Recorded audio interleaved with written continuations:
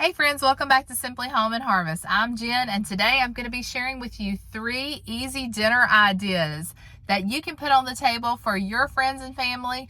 And no, I am not fixing dinner tonight. In fact, it is date night with the hubby. So we're actually having a date night. We're going to see a movie tonight and get some takeout for dinner. But I wanted to go ahead and share these meal ideas with you. The first one I'll be sharing with you is baked spaghetti. Now these are dinners that I make on a regular basis for our family.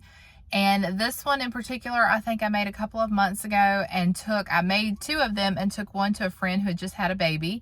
So these are good meals that you can do that with. Like if you want to bless someone with dinner, these are good options to do that. You can double the recipe, make some for your family, and then send one to a friend. So the first one is baked spaghetti. It is so delicious, I can't wait to share it with you. So the one great thing about these recipes is there are no crazy ingredients. You should be able to find all of these in your grocery store, and some of them may be already in your home. So we're gonna start by cooking up 1 pound of lean ground beef. Now, like I said, I am doubling this recipe because I'm going to make 2 of these. So if you want to make 2, then just double everything that I'm telling you. All right, so 1 pound of lean ground beef, we're gonna go ahead and cook that up, and then we want to get our spaghetti going. So that's what I'm doing in the background. I'm making the whole box of spaghetti, but 12 ounces is all you need for one recipe. Next, we're going to add in 1 28-ounce jar of spaghetti sauce, or 2, like I'm doing here. And you're just going to mix this into your already cooked hamburger. Today I've chosen to use a traditional spaghetti sauce, but any spaghetti sauce you like works just fine with this recipe. I'm hoping this summer to actually can our own spaghetti sauce out of the tomatoes that we grow in the garden, so stay tuned for that. All right, our pasta is cooked. We're gonna get that drained, and now it's time to add our cheeses. I'm adding 1 block, that's 8 ounces of cream cheese, and then 1 container of ricotta cheese. This is totally optional. I like the ricotta cheese in it, but you don't have to do that if you don't want to. Next, I'm going to shred up some mozzarella cheese. This is my cheese grater that I absolutely love. I'll try to remember to link that down in the description box below for you as well. All right, we're going to get all of this mixed together. It has had a chance to melt. I put it into the spaghetti noodles while they were still hot, and then put the lid on. So it has had a chance to come together a little bit, which will make it a lot easier to stir once we add our seasonings.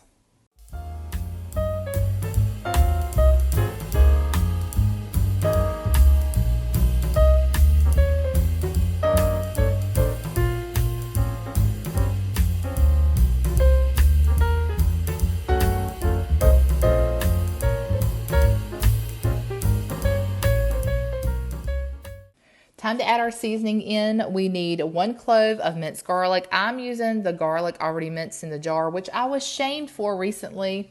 And if you have the actual garlic that you want to mince yourself, you go for it. That's even better. 1 teaspoon of Italian seasoning, a pinch of garlic salt, and you're just going to get that all mixed together.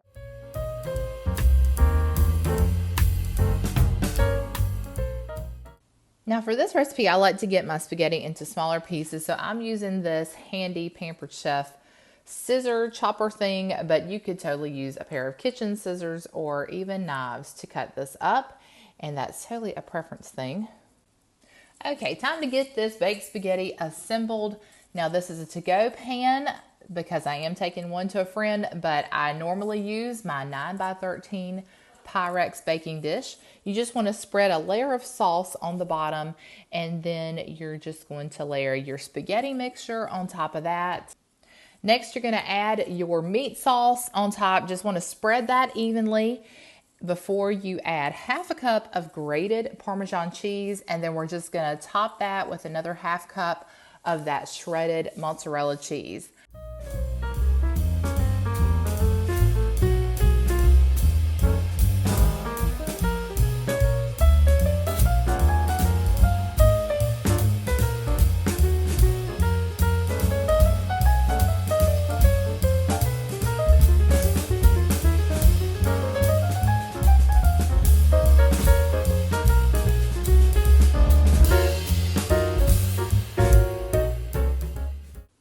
All right, time to bake this beauty. We're going to put this in a preheated 350-degree oven for about 30 minutes. You just want to make sure that cheese is nice, brown, and bubbly. Y'all know the deal. And I did put both of these in at the same time, so I did increase my cook time probably to about 35 to 40 minutes, just making sure that they all cooked through. Oh my goodness, this is so delicious. Our family loves it. On this night, I paired it with a little salad and some rolls. Just the perfect go-to recipe, especially if you want to share it. Now this one pot dish, this cheesy sausage skillet, is so easy, and it is definitely going to be a regular in our house because I loved how easy it was. Everybody seemed to enjoy it. You put everything in the skillet and your meal is in one pan. Isn't that awesome? So wanted to definitely add this one to the video. Now we need to make our main dish, and tonight I'm going to try a brand new recipe. I've had this, I guess we call it Polish sausage or kielbasa, in my fridge for a couple of weeks now, and I need to make something with it. I picked it up just to have an easy dinner option one night, and we kind of forgot about it. But tonight I am actually not going to be here, so I need to make something for the family. I will probably grab a little bite of it because I do want to taste test it before I go. But I'm making, let's see, what's the name of the recipe? Cheesy kielbasa rice and broccoli skillet. So we're gonna give this one a try tonight. And the first thing we wanna do is cut up our sausage, and I will show you all the steps. These pieces are a little bit larger than what I want. I may have to go back and cut them in half. I think I will.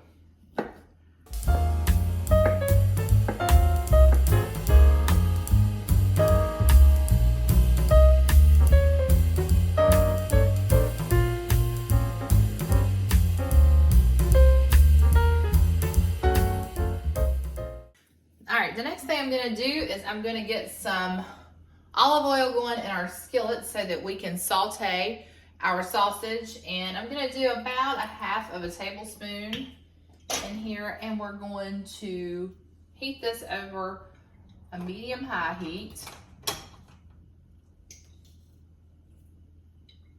Just doing enough just to really cover the bottom of the skillet there. All right, I might have got it too smoky, so I'm gonna step back. We're gonna add our sausage to our pan here.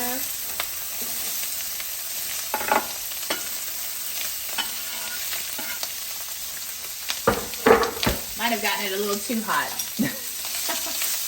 That's okay. We just wanna saute these until they start to brown. I'm guessing about 5 to 7 minutes, or no, actually the recipe, I'm just looking at the recipe now. It says brown the kielbasa in the skillet 3 to 4 minutes on each side. All right, so we'll just let it hang out there for a couple minutes and then we'll turn it. All right, it's been a couple minutes. Stir them a little bit.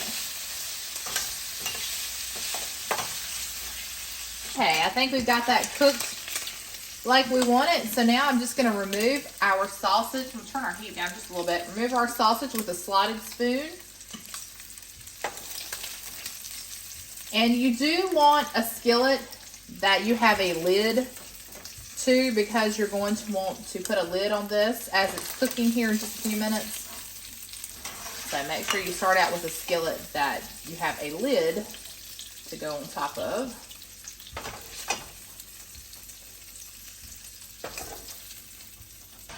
All right, so at this point, I would really like to add in a chopped onion, a small bell pepper, diced up. So if your family will handle that, you could add in a chopped onion and bell pepper, just a small onion, small bell pepper, dice it up and add it at this point. But if not, you can skip to the next step, which is to add some garlic, and we're gonna cook that for about a minute. We're gonna season it, and then we'll add rice to the skillet. So you see the brown bits down here. I'm gonna try to work that in to our dish as we add our garlic. And I'm just gonna add just a touch bit more oil, just because I don't want the garlic to burn and stick. I got our heat turned down just a little bit. All right, I'm gonna use this already minced garlic. And let's see, it calls for 2 cloves of minced garlic. So we're gonna do about that much. About just a small little teaspoonful. All right, I'm gonna keep this going so that we don't burn it. I think that's good. Now we're going to add in 1 cup of white rice. I've already rinsed this rice, so I'm gonna have to kind of dig it out a little bit because it is still wet. All right.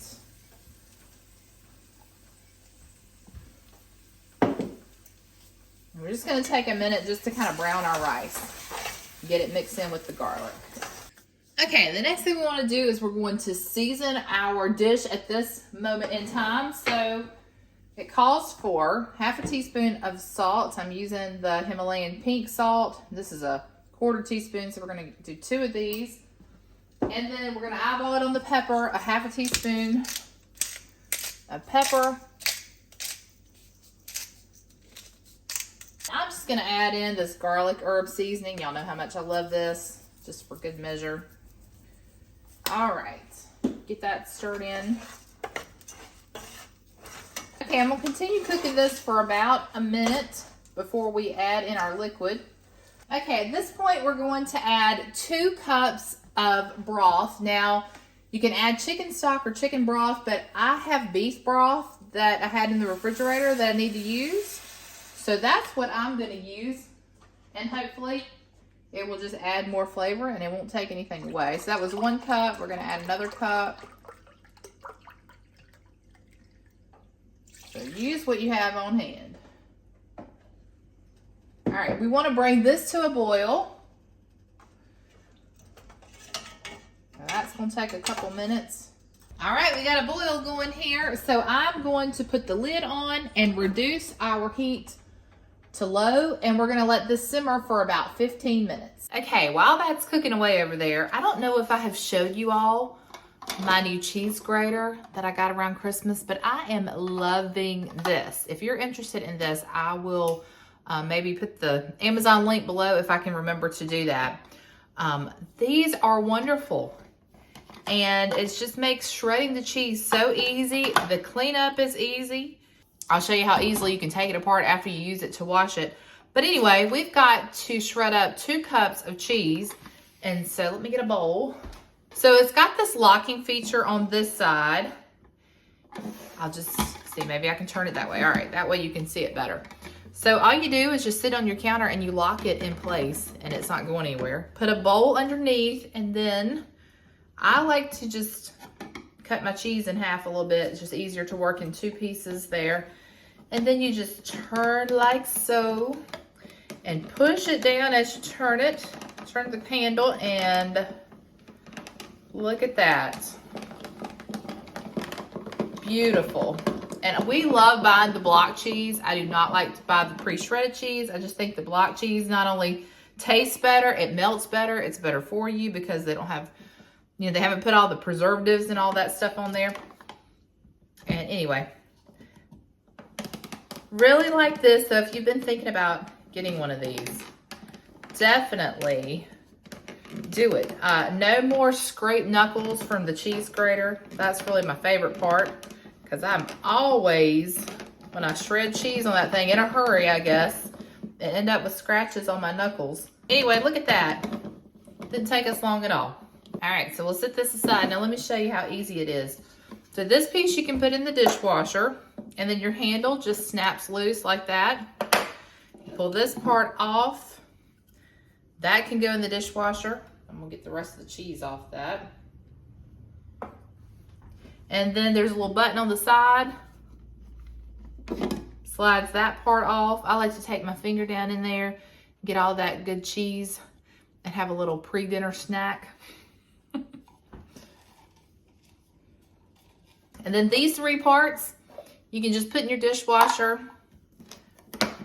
and then it stores so easily. So definitely a thumbs up from me. All right, our rice has been cooking for about 15 minutes. So at this point, it says to not disturb our rice, but we can add our broccoli on top. Now, it calls for 2 cups of broccoli florets, but you know, my family, and sometimes they're a little bit picky. Well, all the time they're a little bit picky.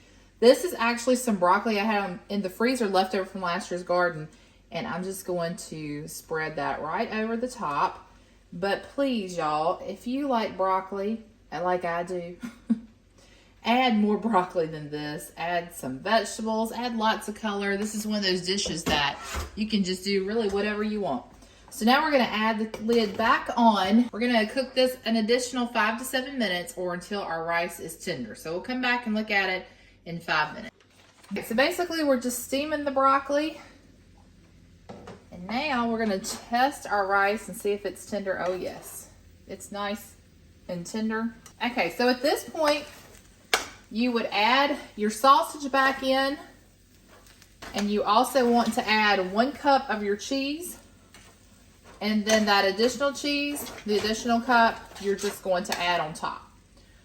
So, what I'm going to do is I'm going to add the kielbasa back in because Tim has requested that his be without cheese. So I'm just going to stir this together. I'm going to take him out a portion, and then I'll add the cheese to the rest for the kids and myself. And I'm not even hungry because we just had lunch. But I'm making this ahead of time because I have an appointment this afternoon. And then we have a meeting at church tonight. So, trying to stay ahead of the game. All right. I think I'm just going to put it back in this bowl for him. He can have that juice there. But, oh no. Made a mess. Story of my life. All right. That's a good amount, I think, that he'll be able to enjoy. All right, let's give him this one. Okay, I'm going to wrap that up. Now let's add this cheese. So we're going to have some of this cheese left over because I think this is a little bit more than 2 cups. So I'm just going to add, that's probably a good enough amount. This together. And I will tell you right now that for 4 people, this is not going to leave any leftovers in our house. Y'all, excuse my light. I believe it's getting ready to go out over the kitchen. I mean, over the oven here, and it's becoming a strobe light. Whew. All right, let's give it a break for a second.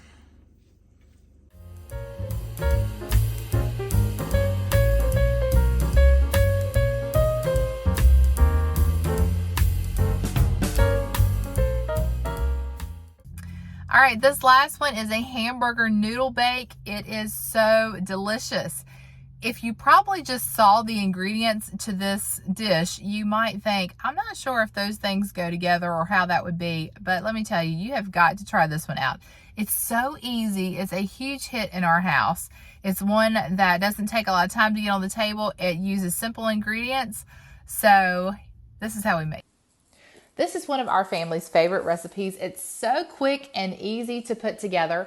I'm getting this one out of the Collinsworth Family Cookbook, and tonight I'm going to have this recipe. First, we're going to need 8 ounces of elbow macaroni, and then we're going to also need some ground beef that has been cooked and drained. Now, because I'm having the recipe, I had a little less than a pound of already cooked ground beef in my freezer. So I just thawed that, which made this dinner even easier. So that's a trick, is to cook up some ground beef and freeze portions of it in like 1 pound portions in your freezer. And then when you need it for a recipe, it's very easy to already have there ready and cooked. All right, we're going to add to this 1 can of cream of chicken soup. Next, we're adding 16 ounces of sour cream. Now, let me just go back and talk about the cream of chicken soup, because if you were to make a whole recipe of this, like a 13 by 9, you would either add in 2 cans of cream of chicken, or if you wanted to, and your family likes the cream of mushroom soup, you could do 1 of each of those. And then also you would use, of course, 16 ounces if you were to double this recipe of the sour cream. Okay, next we're going to add in about 2 tablespoons, maybe a little less, of taco seasoning. And I just kind of do this to taste. And the reason I said a little less is because my husband doesn't really like taco seasoning all that much. So whenever I add it to a recipe, I try to keep that in mind. And I just add a little bit of that. All right, get that mixed together. You would at this point add in a can of drained corn. However, I had this corn left over from last year's garden in the freezer that we really needed to use up. And so I just decided to scrape it off the cob and add it that way. And it worked out perfectly. All right. I did tell you that I had elbow macaroni, but apparently that is not elbow macaroni. I believe, in fact, that is penne pasta. So if you don't have elbow macaroni, you can totally substitute with whatever pasta you have on hand.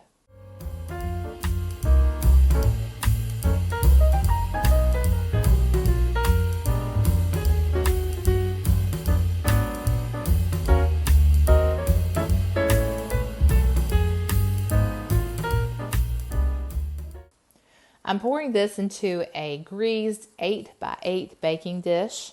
And then we're going to top this with some shredded cheese. Again, this is some I had left over from another recipe. So this is definitely the dish of using what you have leftovers. And if you have some stuff you need to use up, this is a perfect way to do it. Be adventurous in the kitchen. You never know what you might come up with. All right, we're going to bake this in a preheated 350-degree oven for about 25 minutes. It comes out nice, bubbly, and brown, and this is absolutely delicious. You can pair it with any kind of vegetables that you also might have on hand or a nice side salad, and your family will love it. All right, well, I hope you enjoyed today's video. I hope that you'll have 3 dinner ideas now. Be sure to stick around. Hit that subscribe button, give this video a like, because I will be sharing lots more from the kitchen. Of course, it's garden season, so we'll be putting all our fresh garden goodies in dishes, and I'll be sharing those recipes with you as well. Well, I'm going to get in here and catch this movie. But until next time, remember to live simply, use what you have, enjoy the moments you've been given, and I will see you all in the next one. So in case you're curious, this is the movie we went to see, Unsung Heroes. It's still playing in our theater, so if you haven't seen it already, definitely try to catch this one. It's a wonderful family movie, especially great for moms and dads, and it was just such a blessing to be able to see this. So check it out if you're looking for a good movie to watch.